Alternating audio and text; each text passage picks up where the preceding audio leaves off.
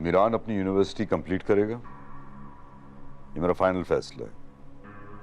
अब ये और गुलमहर साथ जाते हैं या अकेला जाता है, ये दोनों आपस में डिसाइड करें।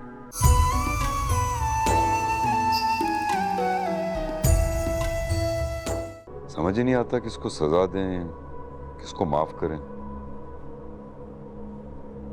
एक जगह किसी की इज्जत है, दूसरी जगह किसी की गैरत है।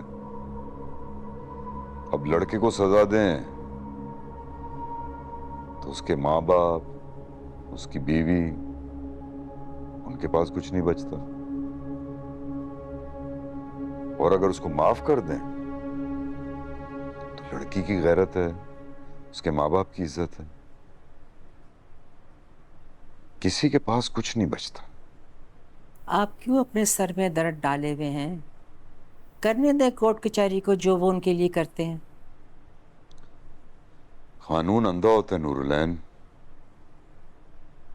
उसको किसी रिवायत का, किसी की इज्जत गैरत का नहीं पता होता।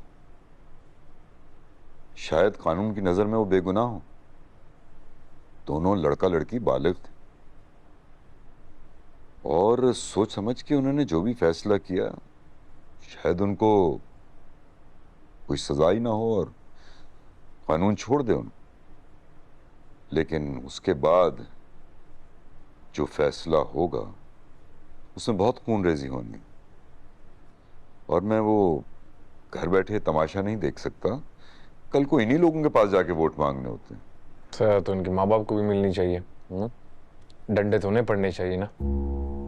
फोर्स्ड मैरिज एक किस्म की फोर्स्ड मैरिज है।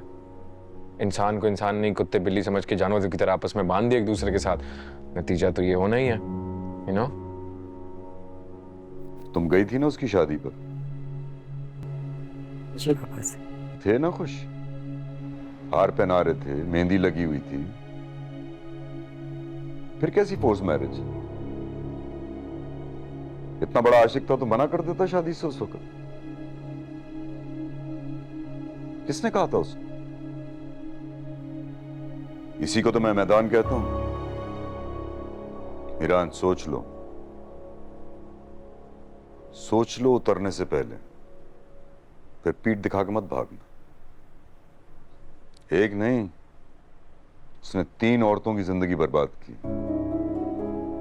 एक उसकी बीवी, एक खमीसू की बेटी और एक उसकी मां।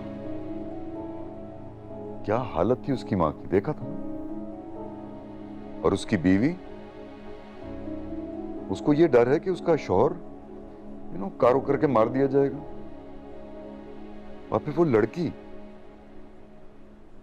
वो कितनी रो रही होगी। ना उसके पास इज्जत रही, ना जिंदगी। मैंने भी एक गुजारिश की थी आपसे, क्या उस औरत की तरह मुझे भी आपके पांव पकड़ने पड़ेंगे अपने बेटे के लिए? मीरान अपनी यूनिवर्सिटी कंप्लीट करेगा, ये मेरा फाइनल फैसला है। अब ये और गुलमहर साथ जाते हैं या अकेला जाता है, ये दोनों आपस में डिसाइड करें। भाई हम किसी को फोर्स नहीं कर सकते।